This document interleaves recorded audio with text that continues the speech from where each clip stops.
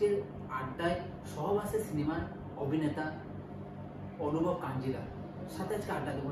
তো আপনারা আমাদের সঙ্গে থাকুন, আর ভিডিওটা যদি ভালো লাগে ইন্টারভিউটা অবশ্যই আপনারা শেয়ার, লাইক অ্যান্ড সাবস্ক্রাইব করবেন। তো আমি সরাসরি আজকে চলে যাব আমাদের অভিনেতা সহবাসে সিনেমা।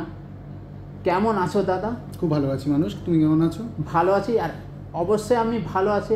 আর একটু ভালো হলো যে আজকে তোমার সাথে ইন্টারভিউটা করতে পারলাম। হ্যাঁ, আমাদের অনেক দিন ধরেই প্ল্যান চলছিল ইন্টারভিউটা করার, কিন্তু টাইম অনুযায়ী বা কখনো আমি শহরে ছিলাম না, কখনো কোনো অসুবিধার জন্য আমরা করতে পারিনি ইন্টারভিউ।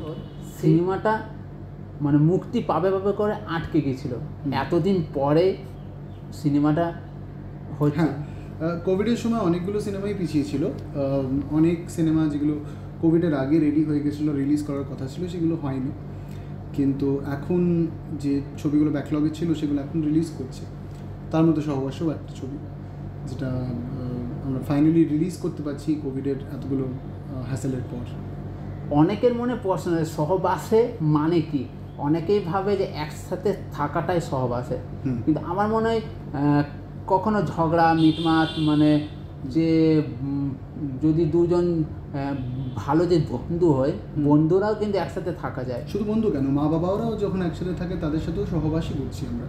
সো সহবাসের মানেটা অনেক লোকেরা অনেকভাবে নেয়, কিন্তু আমার মনে হয় একসাথে থাকাটা কি মানেই সহবাস। তার মধ্যে এই জন্য তুমি ট্রেলারটা দেখেছো? হ্যাঁ হ্যাঁ। তো ট্রেলারের মধ্যেই আছে যে সহবাস করা স্বাস্থ্যের পক্ষে ক্ষতিকারক, যে এখানে দুঃখ, মান, অভিমান এবং কি প্রেমও হতে পারে। হ্যাঁ, সো অনেক কিছুর মধ্যে প্রেমটাও আছে। আর যদি আপনারা ভালো করে জানতে চান তাহলে এই 22 তারিখে সিনেমা হলে চলে যাবেন সহবাসে। সিনেমাটা দেখলে আপনারা পুরোপুরি ভালো করে মিনিংটা বুঝতে পারবেন সহবাসে মানে কি। আর ঈশাদির সাথে সিনেমার শুটিংয়ের কোনো এক্সপিরিয়েন্স? ঈশা খুবই আমার ভালো বন্ধু, আর ঈশার সাথে আমার কাজ করতেও খুব ভালো লেগেছে। অনুভব থেকে সিনেমার ক্যারেক্টারের যে নাম আছে নীল, এখন যদি তোমাকে বলে নীলটা আর তোমার যে ক্যারেক্টারের বাইরে যে নামটা, দুজনের মধ্যে কি মিল আছে? খুব একটা কিছু মিল নেই অনেস্টলি। নীল এমন একটা মানুষ যাকে আমি দেখেছি, যার মতন আমি এই ক্যারেক্টারটা তৈরি করার চেষ্টা করেছি, আর তার সাথে লেখাও ছিল যেভাবে ক্যারেক্টারটা আমার জন্য খুব সুবিধা হয়েছে। যে নীল একটা মফস্বলের ছেলে, খুব সিম্পল, এই শহরে নিজের স্বপ্ন পুরো করতে পারিনি বলে বাবার স্বপ্ন লেগেসিটাকে ফরওয়ার্ড নিয়ে যাচ্ছে। MBA করেছে, মার্কেটিংয়ে আছে, ভেতর থেকে ক্রিয়েটিভ ইনস্টিংক্ট অনেক বেশি। সো আমি সেই কাজটাই করছি, যে কাজটা আমি সবসময় করতে চেয়েছিলাম। আর আমি একটা দিল্লির কমফর্টে বড় হওয়া ছেলে, সো আমার জন্য খুব ডিফিকাল্টি ছিল এই ক্যারেক্টারটাকে রিলেট করার। বাট হ্যাঁ, আমার মতন একদমই না, ক্যারেক্টারটা একদম ডিফারেন্ট। তোমার এই মানে অভিজ্ঞতা, মানে এই যে সিনেমা মানে ইন্ডাস্ট্রিতে শুরুটা ভাবে? বহুদিন আগে আমি আসলে প্রায় 10-12 বছর ধরে নাটক দিল্লির থিয়েটারের সাথে যুক্ত। সো আমি যেহেতু দিল্লির বাঙালি, দিল্লিতে বর্ন অ্যান্ড রেজড, আমরা দিল্লির থিয়েটারে বহু বছর ধরেই আমার দলের সাথে কাজ করতাম। আমরা কলকাতায় প্রায় আসতাম নাটকের মঞ্চায়ন করতে। আর তখনই অনেক ডিরেক্টরসরা আমাকে বলে যে একটা কাজ যদি হয় আমাকে জানাবে। সো তার সাথে সাথে আমি মার্কেটিংয়েও চাকরি করতাম তখন। তো তখন কিছু সিনেমার অফার আসতে শুরু করে, কিছু সিনেমা হয় না, কিন্তু তারপর আবার কাজ আসে। তখন একটা সিনেমা হচ্ছিল কলকাতায়, আবার বসন্ত বিলাপ বলে। আবার বসন্ত বিলাপে আমার প্রথম আমি ওখানে কাস্ট হই। আমরা সিনেমা প্রেমিক বা যারা সিরিয়াল প্রেমিক, সিনেমা প্রেমিক, তারা নতুন জুটি একটা তাদের মনের মধ্যে চলেছে। নীল একদিকে আর একদিকে হচ্ছে তিস্তা। জুটিটাকে তুমি কি ভাববে, মানে মানুষের মনে কতটা আসবে? আমার মনে হয় খুবই রিলেটেবল জুটি। সবাই নীল আর তিস্তার মতন মানুষ দেখেছে নিজের জীবনে। অনেক লোকেরা নিজের সাথে রিলেট করবে ক্যারেক্টারটাকে। সো আমরা সবাই খুব ফ্যামিলিয়ার এরকম নীল আর তিস্তার মতন কমপ্লিকেটেড মানুষদের থেকে। তোমার মানে তুমি যখন ফ্রি টাইমে থাকো কি করো? কিচ্ছু করি না, এটা অনেক লোকেরা আমার ব্যাপারে জানে না। অনেক লোকেরা ভাবে আমি অনেক কিছু করি, কিন্তু আমি যখন ফ্রি থাকি আমি কিচ্ছু করি না, আমি চুপচাপ এক জায়গায় বসে থাকি। আজকে যদি তুমি অভিনেতা না হতে তাহলে কি হতে? আমি আমার জব কন্টিনিউ করতাম মার্কেটিংয়ে, আমি খুব ভালো ছিলাম আমার জবে, আমি দিল্লির ওয়ান অফ দ্য বেস্ট কোম্পানির সাথে মার্কেটিং তে ছিলাম, সো আমি ওটা কন্টিনিউ করতাম। নয়তো আমি লেখক হতাম, শুধু লিখতাম। যখন তোমার রাগ হয় খাওয়ার বেশি খাও না খাও না? অনেকে থাকে কঠিন না। প্রশ্ন। আমি তো সবসময় খাওয়ার বেশি খাই, আমি রাগ হলেও বেশি খাই, না হলেও বেশি খাই। অনেকেই থাকে বাড়ির মধ্যে খায় না খাবার। না, রয়ে আমি গেল। খাইনি। আমি বাড়ির মধ্যে ম্যাক্সিমাম টাইম আমি একা থাকি, আর পেটের সাথে আমি খুব একটা অভিমানকে জড়াই না, রাগ হয়ে থাকলেও খেয়ে নিই।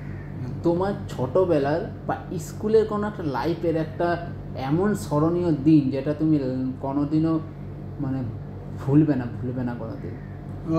আমি আমার স্কুল রায়ান ইন্টারন্যাশনাল স্কুল বসন্তকুঞ্জ, সেখানে আমি যখন স্কুল পাস আউট করি আমি এত অ্যাওয়ার্ডস আর এত রেকগনিশন পেয়েছিলাম। আমার দিল্লির বাড়িতে দুটো বড় আলমারি ওই অ্যাওয়ার্ডসে ভর্তি। সো আমি ওখান থেকে রায়ান স্টার পেয়েছিলাম, ওদের নাইটিঙ্গেল অ্যাওয়ার্ড পেয়েছিলাম অল ওভার স্কুলের।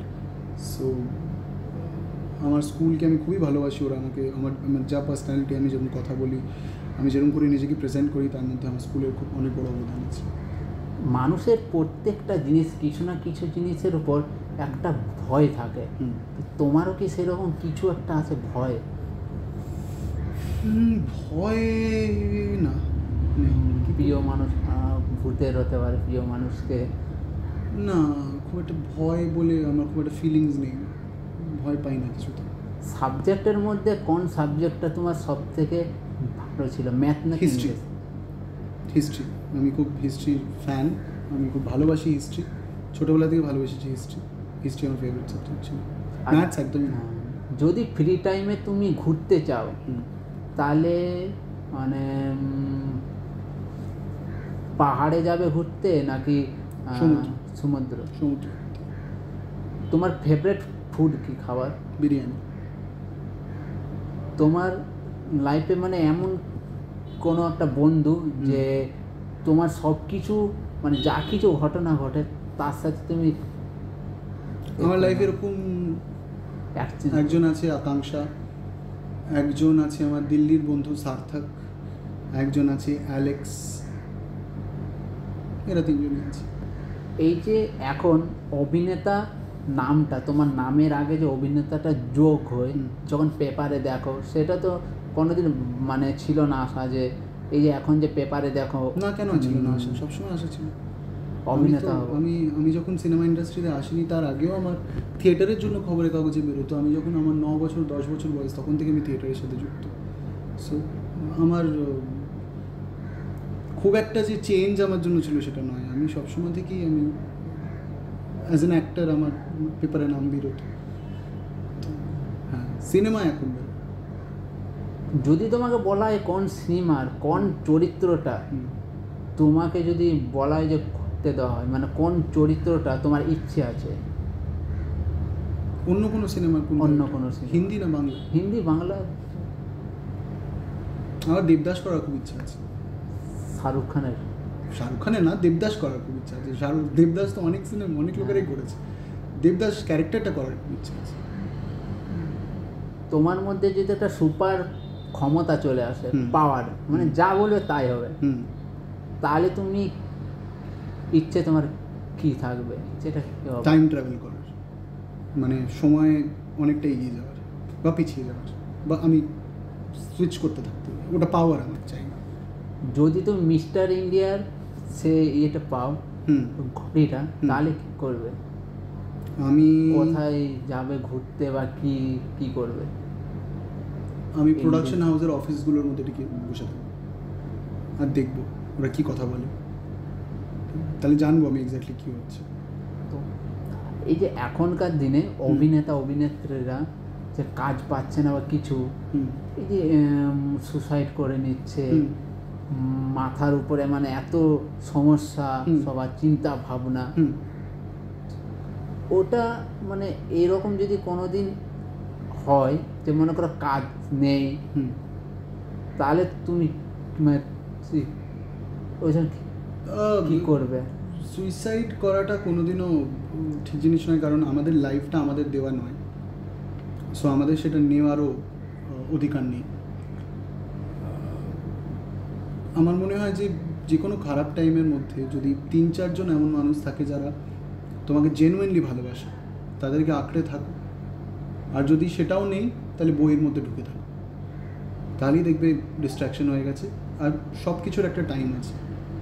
আজকে তুমি, তোমার চ্যানেল আছে, আজ থেকে 10 বছর পরে হয়তো তুমি আমার ইন্টারভিউ নেবেই না, বলবে না আমি কলকাতা বাঙালি সেলিব্রিটিদের ইন্টারভিউ নিই না। বলতেই পারো, সবার একটা গ্রোথ আছে, আর এই গ্রোথটার ওয়েট করতে হবে। যদি এই ওয়েটটা না করতে পারো, তাহলে এন্টারটেনমেন্ট ইন্ডাস্ট্রি বা বাইরের কোনো প্রফেশনই তোমার জন্য না, তো বাড়িতে বসে থাকো, আমার যেটা মনে হয়। যদি বলে কোনো 3টে হিরোইনের যদি আমি নাম করি, তাদের একজনের সাথে কার সাথে তোমার ইচ্ছে হবে যে আমি কোথাও কফি শপে বসবো বা বাবা কি সব প্রশ্ন জিজ্ঞাসা করছে? আমি কোন হিরোইনের সাথে আমি প্রেম করতে চাই এটা জিজ্ঞাসা করছো তুমি? কফি শপে কেন বসবো আমি? না মানে কার সাথে আমি গল্প করতে চাই? হ্যাঁ, জিজ্ঞাসা করো।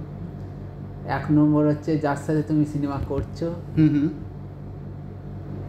ঈশা সাহা, কোয়েল মল্লিক। এক সেকেন্ড, ঈশা সাহার সাথে কোয়েল মল্লিক, এটা তো কোনো অন্য।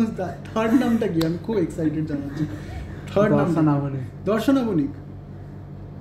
আমি কফি গল্প করতে চাইবো কোয়েলদির সাথে অবভিয়াসলি, কিন্তু দর্শনা আমার খুব ভালো বন্ধু, ঈশা আমার খুব ভালো বন্ধু, ওদের সাথেও কফি খেতে চাইবো। তো আমি প্রশ্নটা বুঝতে পারি, তুমি নেক্সট প্রশ্নটা জিজ্ঞাসা করো। মানে এটা জাস্ট যে কার সাথে তোমার সবথেকে ভালো বন্ডিং আছে।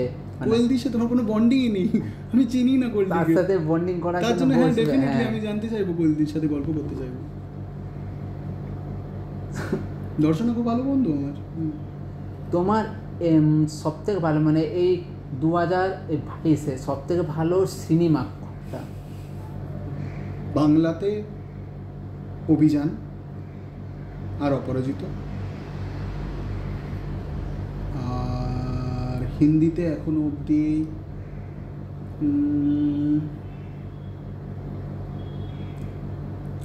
শেরশাহ। তুমি নিজেকে যদি বলা হয় যে মানে পার্সেন্টেজ, মানে তুমি যে অ্যাক্টর হিসেবে যদি তোমাকে বলা হয় 10-এর মধ্যে কি দেবে নিজেকে? হ্যাঁ, নিজে 4। অভিনয় জগতে আসার পরে অভিনয় থেকে কি শিখলে, এক্সপিরিয়েন্স হলো? যে শেখার কোনো শেষ নেই, শিখতে থাকতে হবে। যত নিজেকে ডিসকমফর্ট জোনের মধ্যে ফেলবো, তত বেটার কাজ হবে। মানে এক কথায় যদি বলা হয় যে অভিনয় কি, আমার জন্য ওয়ার্শিপিং, আমার জন্য পুজো করার মতো। আমি খুব জেনুইনলি এনজয় করি ওই স্পেসটার মধ্যে থাকতে। ছোটোবেলা থেকেই এটা আমার মধ্যে একটা ফ্যাসিনেশন ছিল যে আমি কিছুক্ষণের জন্য হলেও একটা অন্য মানুষ হয়ে যাচ্ছি। এটা একটা অদ্ভুত সুপার পাওয়ার, যেটা অন্য প্রফেশনাল লোকেরা এক্সপিরিয়েন্স করতে পারে না, যেটা আমরা খুব লাকি যে এক্সপিরিয়েন্স করতে পারি, অন্য কেউ হয়ে যেতে পারি। এই যে মানে প্রত্যেকটা সিনেমাতে ক্যারেক্টারের সঙ্গে সঙ্গে অভিনয়টা যখন চেঞ্জ করছো, এখন যেটা সহবাসে করছো নীল, সেই ক্যারেক্টারটা আলাদা, এর আগে করেছো সেই ক্যারেক্টারটা আলাদা, আর তুমি যে নিজস্ব যে যখন ফ্রি থাকো একা, এই যে ক্যারেক্টারের মধ্যে যখন ঢুকে যাও, এটা কীরকম মানে ক্যারেক্টার হিসেবে? খুব মজার। আমার প্রত্যেকটা ক্যারেক্টার একদম অন্যরকম চেষ্টা করেছি করার, সেটা আবার বসন্ত বিলাপের শিবু হোক বা অব্যক্ত হোক, অব্যক্তর ইন্দ্র, গুলদাস্তার টুকাই, সহবাসের নীল, তারপরে আমার সম্পূর্ণা আসছে, তার মধ্যে আমি রক্তিম করেছি। সব কটা ক্যারেক্টারই আমার খুব ড্রাস্টিক্যালি ডিফারেন্ট আমি চেষ্টা করেছি পোর্ট্রে করার, আর খুব ফর্চুনেট যে আমি এরকম ক্যারেক্টার্স পেয়েছি করার। তোমার এতগুলো ক্যারেক্টারের মধ্যে তোমার যদি বলা হয় কোন ক্যারেক্টারটা সবথেকে ভালো লেগেছে এখন পর্যন্ত? নীল আর ইন্দ্র, অব্যক্তর ইন্দ্র সারা জীবনই আমার মধ্যে থাকবে, কিন্তু এখন নীল। আজকের ইন্টারভিউটা এখানে শেষ করছি, আর আমাদের ইন্টারভিউটা ভালো লাগলে অবশ্যই আপনারা আপনাদের ফেসবুকে শেয়ার করবেন, কমেন্ট করবেন, কেমন লাগলো সেটা আমাদের কমেন্টে জানাবেন।